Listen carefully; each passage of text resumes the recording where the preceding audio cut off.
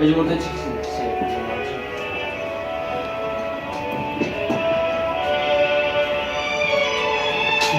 Kökler ölmüşler gibi oldu.